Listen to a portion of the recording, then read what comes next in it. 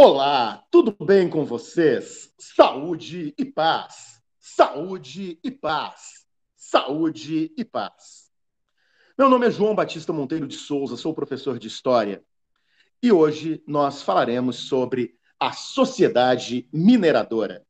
Estou aqui interagindo com meus interlocutores, um grupo de amigos que está no sistema remoto e online na Escola de Ensino Médio Dite Freitas. Estou com a turma do segundo ano do Ensino Médio 04, uma turma fantástica, uma turma incrível, uma turma maravilhosa.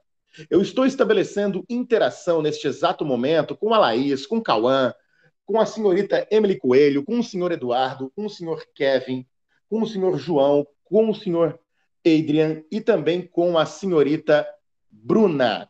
Pessoas maravilhosas que estão aqui buscando aperfeiçoar o seu conhecimento.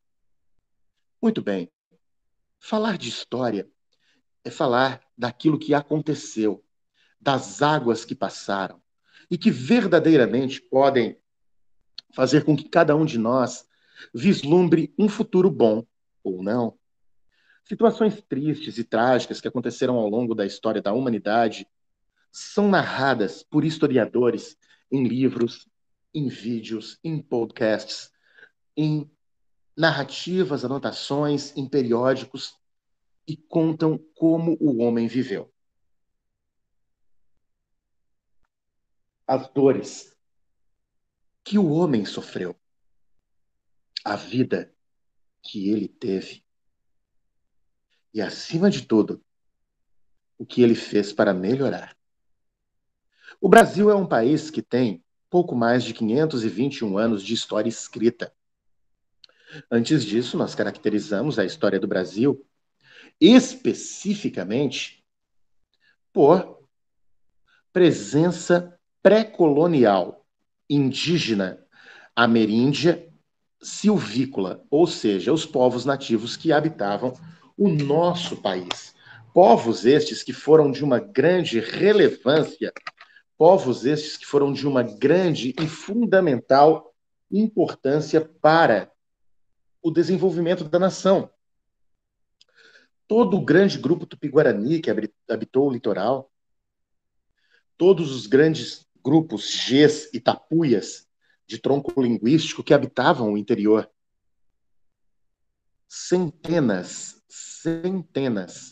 de civilizações, milhões de indígenas, que foram eliminados, executados brutalmente ou envenenados por um sistema de guerra biológica que ligava praticamente a transmissão do vírus influenza, da gripe, para os nossos povos indígenas a partir dos portugueses. Portugueses esses que deixavam os índios em maus lençóis, literalmente, enrolando-os, engendrando-os, envenenando e destruindo civilizações. A mescla indígena, portuguesa e negra fez o que nós somos hoje, o povo brasileiro. O povo brasileiro, que é a mistura do índio com o branco, que gera o caboclo ou o mameluco, do negro com o branco, que gera o mulato, e mesmo do negro com o índio, que gera o cafuzo. Nós temos a civilização brasileira. Nós temos o povo brasileiro. Povo esse que sofreu. Povo este que se desenvolveu em cima de uma formação interiorana empreendida por criadores de gado, por bandeirantes, por jesuítas, por militares, por índios, por negros e por brancos. E assim nós derrubamos o Tratado de Tordesilhas, nós estabelecemos nossos limites de fronteiras com o Tratado de Utrecht, que dividiu ali as fronteiras do Oiapoque com a região da Guiana Francesa, o Tratado de Madrid, que estabelece as fronteiras atuais do Brasil, menos o Acre, o Tratado de Santo Ildefonso, também extremamente importante para o desenvolvimento da cultura histórica brasileira, tratado esse que determinou uma série de questões de limites para a colônia de Sacramento e, ao mesmo tempo, para os Sete Povos das Missões, e também o Tratado de Badajoz. Mas o Brasil, depois de toda essa organização, vai descobrir e, ao mesmo tempo, vai honrar um poderio econômico inimaginável. O século XVII, o século XVI e o século XV, sem dúvida, foram os séculos de Portugal. No século XV, eles chegaram à Índia, eles chegaram ao Brasil. No século XVI, eles consolidaram a dominação por civilizações inteiras, de continentes inteiros. E no século XVII, eles descobriram ouro em Minas Gerais. Eles descobriram o ouro das Minas Gerais. Esse é o ponto que eu gostaria de lembrar a vocês. Ao final do domínio da Espanha, da União Ibérica, por volta de 1640, muita coisa vai estar acontecendo aqui no Brasil. A União Ibérica acaba, o nosso país se organiza, nós teremos uma linha de desenvolvimento diferenciada em uma série de fatores e, efetivamente, nessa época, Portugal estava passando por problemas. Eu disse que o século XV, XVI, XVII foram realmente os séculos portugueses, mas ali, em 1640, a boca não estava muito boa para Portugal. Imaginem, a União Ibérica aconteceu porque o trono português estava vago, situações problemáticas estavam acontecendo naquele exato momento da história. E aí, então, amigos queridos, amigas queridas, muitas coisas começaram a serem basicamente necessárias para ser organizadas. E o que acontece daí para frente? Acontece que o governo português ele vai revigorar um antigo sonho de encontrar ouro aqui. E ele vai encontrar? Vai. Ele vai achar? Vai. E quando isso? Lá pelo final do século XVIII, perdão, XVII, em 1693 até 1695, vai encontrar aquele tipo de ouro encontrado em depósitos de areia, o chamado ouro de aluvião. O ouro de aluvião, para quem não sabe, é o ouro que é bateado, que ele é encontrado nos rios. A pepita de ouro quando você está garimpando, usando a bateia, que é aquele prato específico que cada um de nós deve aqui estar a observar. Um detalhe, claro, que eu quero que vocês aqui compreendam e que realmente verifiquem, para que todo mundo tenha a compreensão. Falar de ouro de aluvião é falar de riqueza. Eu até quero deixar claro nesse momento, até conversando com os meus alunos da 204, que falar de riquezas é tão importante quanto perceber que em dados momentos da nossa gravação, o sistema pode cair, como eu mesmo percebi. Eu não pausei a gravação, só para lembrar, e dei continuidade. E quero agradecer-lhes muito, senhorita Bruna, senhorita Laís, por terem me auxiliado e feito entrar. Grato de verdade para vocês mesmos. Dando continuidade à nossa explicação, então eu quero que vocês lembrem que a partir de 1693 nós começamos a extrair ouro no Brasil. E eu quero que vocês aqui lembrem desse fator crucial, desse fator preponderante. A extração de ouro naquele período era feita por lavagem de bateia, como eu falei para vocês. Garimpando, garimpando, garimpando. Uma única dúvida e uma única pergunta. Laís, Bruna, vocês estão me ouvindo bem agora? Laís e Bruna. Bruna, por favor. Ou Laís, tanto faz. Você, Bruna. Bruna, por favor. Vamos só dar uma pequena interrompida aqui no nosso ponto de gravação. Abre o microfone. Chegou a travar para vocês? Saiu, não travou, mas saiu. Não, Não, mas travou sim, travou antes. E saiu. foi o sistema de vocês, na verdade, porque se fosse aqui comigo, teria caído a gravação, tu tá entendendo? Aham. Então, só para dar esse momento de pausa aí, tudo ok? Pode. Vamos lá, então, agora ao fato e ao ato. Na página 83 do nosso livro de estudos, existe um quadro em destaque, extração de ouro de aluvião, e vamos agora em conjunto fazer uma análise. Warren Dean, historiador, descreve como era o trabalho de exploração do ouro de aluvião. A princípio, a exploração e a extração de ouro era feita por lavagem de bateia. As turmas de escravos trabalhavam com água pelos joelhos nos leitos dos riachos e recolhiam cascalho. Cascalho e água em bacias chatas e cônicas de madeira que eram agitadas e novamente cheias até restar apenas os flocos de ouro mais pesados. Foram africanos da Costa do Ouro que ensinaram seus proprietários a batear e se mostraram peritos em localizar as minas. Foram os nossos irmãos negros que também encontraram as Minas Gerais. Não esqueçam disso.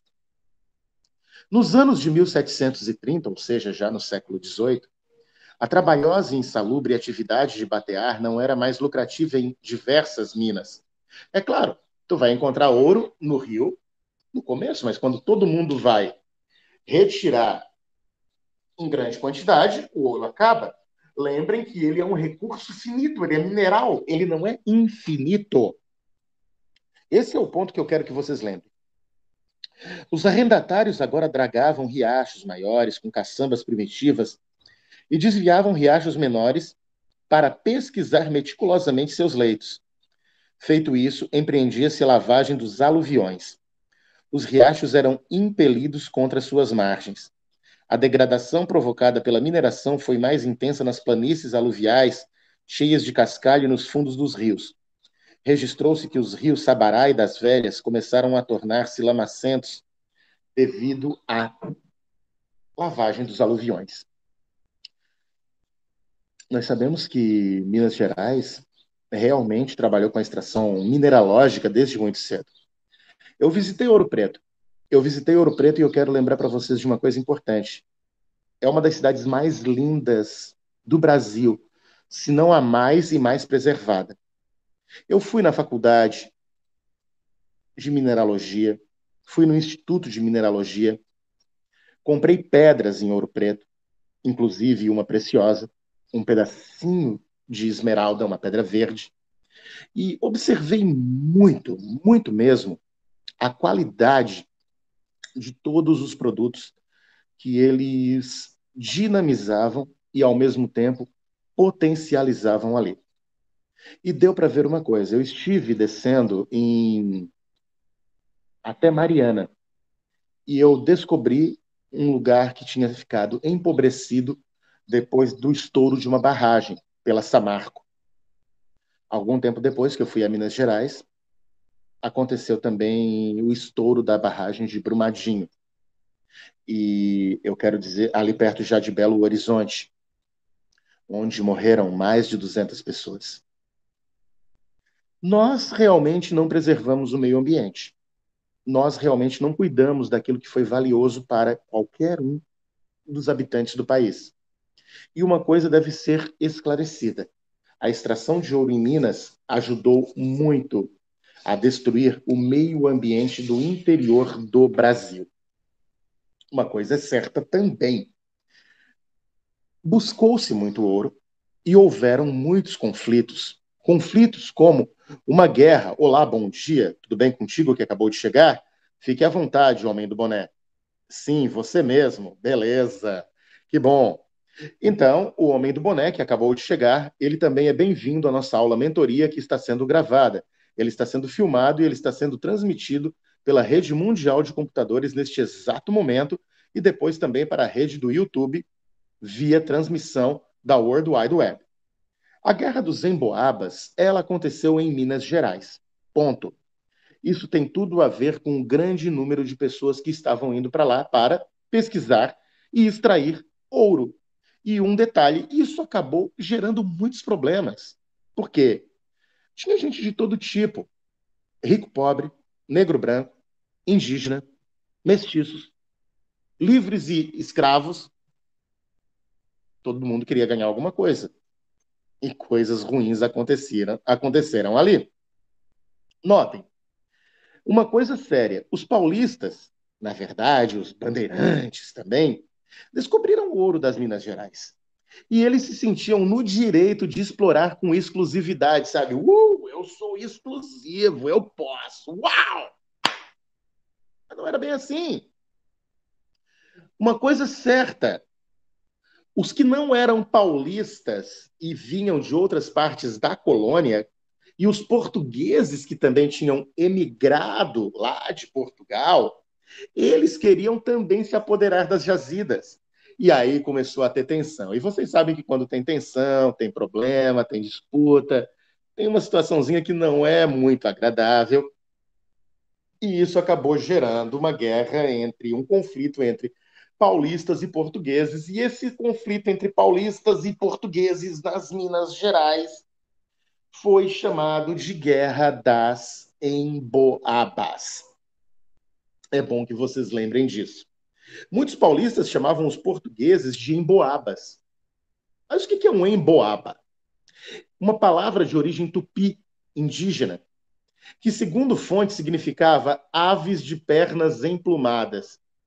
Imagina se eu te chamar de emboaba, homem de bermuda que acabou de entrar. Eu vou dizer que a tua perna é emplumada. Vai ficar meio pé da vida comigo, cara. Então não é bem assim. Isso era uma referência às botas que os portugueses usavam em contraste com os paulistas que andavam descalços pelo matagal. O paulista já era quase um indígena. Os portugueses chegavam de botas, fazendo aquela média, aquele grau. Bem, vocês já imaginaram o que aconteceu. Mais tarde, o termo passou a ser usado para designar de forma injuriosa os oponentes dos paulistas, com o sentido de forasteiro, pessoa que vem de outra região. E, por sua vez, os forasteiros chamavam os paulistas de bandoleiros sem lei. Bandoleiros sem lei. Esse é um ponto que eu gostaria de lembrar a cada um dos meus queridos amigos aqui da sala da 204. Sala essa que é uma turma espelho, uma turma incrível, uma turma magnífica. Só peço para a Laís e para a Bruna sinalizarem. Estão me ouvindo direitinho? Tá tranquilo? Não travou mais nada agora? Um dos principais líderes dos Emboabas, gente, foi Manuel Nunes Viana. Ele era um pecuarista e comerciante que liderou as tropas contra os paulistas, vencendo eles em Sabará e Cachoeira do Campo. O conflito acabou em 1709, beleza? 1709, final da Guerra dos Emboabas. Os Emboabas eram os pernas emplumadas, ou os portugueses que usavam botas.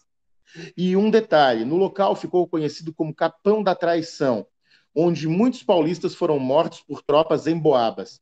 Posteriormente, os paulistas organizaram uma vingança. Segundo a historiadora Laura Mello e Souza, depois de 2 anos e 5 meses de confronto, chegava ao fim aquela guerra, que não teve ganhadores. Notem, as consequências da guerra, a gente destaca quais? O controle da metrópole. Sim, a metrópole tinha que controlar e tinha que organizar para evitar novos conflitos. A elevação de São Paulo à categoria de cidade. São Paulo vira uma cidade. São Paulo! São Paulo! São Paulo da garoa, São Paulo da terra boa. Yeah! A criação da capitania de São Paulo e também Minas do Ouro, que se desmembrou do Rio de Janeiro. O Rio de Janeiro continua lindo. E daí as Minas do Ouro, Minas Gerais. Quem te conhece não esquece jamais. Essa vocês já devem ter visto na antena parabólica nas antigas, né? Agora a gente nem assiste mais TV com antena parabólica, é tudo digital. Beleza? E a descoberta do ouro também no Mato Grosso foi uma das consequências posteriores da Guerra dos Emboabas. Eu tenho, inclusive, hoje amigos, colegas, conhecidos que estão no Mato Grosso bateando e minerando. Eles são garimpeiros. Mas não só em Mato Grosso foi descoberto ouro. Também foi descoberto em Goiás. E, na época, esses territórios pertenciam a São Paulo. Esse é um ponto importante que nós devemos aqui destacar e designar com esse lindo povo magnífico que é o povo da 204. Uma coisa é certa, tá? Foram organizadas intendências e as intendências administrativas, elas estruturaram que Minas Gerais deveria ser um território especificamente suplantado para a compreensão maior do desenvolvimento mineralógico. Este é um ponto. Eu até solicito para as pessoas que estão neste momento do outro lado da transmissão que podem, inclusive, continuar fazendo as suas falas, pois nós estamos no meio da gravação e eu não vou poder parar. Eu falo e observo isso para Gi, que está aí neste momento do outro lado. Pode até continuar falando, pode ser que eu vou precisar dar continuidade na gravação que eu estou no momento do processo. Podem falar aí na sala com os alunos. Agradeço. Então, gente, a intendência de Minas Gerais, ela deve ser aqui compreendida por um detalhe fundamental. Olhem bem, o principal órgão dessa estrutura administrativa portuguesa, a Intendência de Minas, foi criado em 1702 e tinha como objetivo específico, ele tinha como objetivo específico distribuir os lotes. Os lotes para explorar o quê? O ouro. Distribuição dos lotes para explorar o ouro. Notem um outro detalhe: fiscalizar a mineração, julgar as questões referentes ao desenvolvimento dessa atividade e cobrar impostos pela exploração de jazidas. Epa, isso vai ser um tema para uma outra aula, essa cobrança de impostos, hein? Quinto, derrama, brigas, revoltas, coisas vão acontecer aí em Minas Gerais. Imagina, você está encontrando muito ouro e Portugal vai querer imposto. E, consequentemente, uma coisa é certa. Eu quero que vocês agora compreendam. No início, o ouro era explorado de maneira mais simples, tá?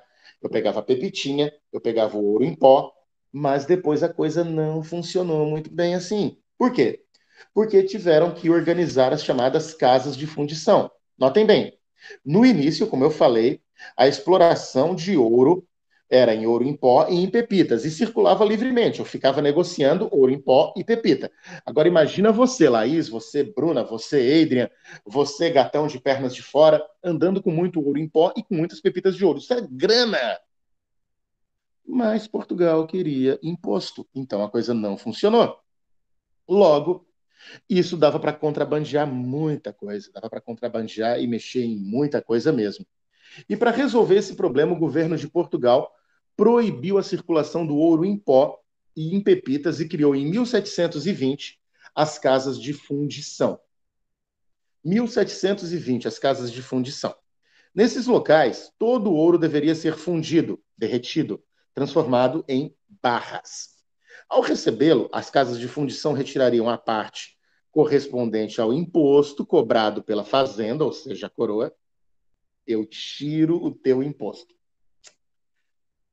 Te ferrou, tu te ralou, tu quase morreu, mas o governo pega o imposto sem fazer nada. É isso. A gente vive para pagar impostos. Querem saber a única coisa que dá realmente problemas neste país? Não pagar impostos. Você vai ficar bloqueado com o nome sujo. É uma crítica ao sistema? Na verdade, se nós devemos, nós temos que pagar. Não adianta fugir. Mas que poderia ser feito de maneira mais justa? Ah, isso poderia. Isso poderia. Essa é a minha crítica ao sistema.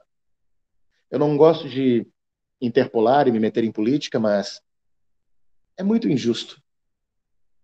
Os ricos continuam mais ricos e os pobres continuam mais pobres. Os pobres pagam sempre a maior fatia do bolo, para que os ricos, que são poucos, exerçam sua função de nos dominar. Nós somos apenas operários e vamos continuar sendo, para que alguns poucos continuem nos explorando, como fomos explorados no passado pelos portugueses. Não deixamos de ser uma colônia de exploração. Loucura, né? Loucura, loucura, loucura. A gente fica pensando nisso. Voltando, então, O restante receberia um selo oficial que comprovaria o pagamento do quinto, ou seja, eu achava 1 quilo de ouro, 200 gramas eu tinha que dar para o governo da coroa portuguesa. Loucura. O pessoal começou a ficar meio pé com isso, mas tinha que pagar porque tinha muito ouro. Tinha que pagar porque tinha muito ouro. E aí, gente? Quem fosse encontrado portando ouro em pó ou em barras não quintadas poderia sofrer penas severas que iam desde a perda de todos os bens até o exílio perpétuo em colônias portuguesas da África.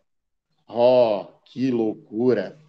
Exílio perpétuo em colônias africanas. Isso faz a gente pensar em algumas questões, como essa que eu vou usar para fechar a nossa aula de hoje. Eu vou ler para vocês um poema do grande Gonçalves Dias. Gonçalves Dias, Antônio de Gonçalves Dias. Ele escreveu a canção do exílio. E a aula de hoje ela merece um término de linha poética. Minha terra tem palmeiras onde canta o sabiá. As aves que aqui gorjeiam, não gorjeiam como lá. Nosso céu tem mais estrelas, nossas várzeas têm mais flores, nossos bosques têm mais vida, nossa vida mais amores. Em cismar sozinho à noite, mais prazer eu encontro lá. Minha terra tem palmeiras onde canto o sabiá. Minha terra tem primores, que tais não encontro eu cá. Em cismar sozinho à noite, mais prazer encontro lá. Minha terra tem palmeiras onde canto o sabiá. Não permita, Deus, que eu morra sem que eu volte para lá, sem que eu desfrute os primores que não encontro por cá, sem que eu ainda aviste as palmeiras, onde canta o sabiá. Dos primeiros cantos de 1847, de Antônio de Gonçalves Dias. A canção do exílio fala desses caras que eram presos e expulsos do Brasil por tentarem sobreviver.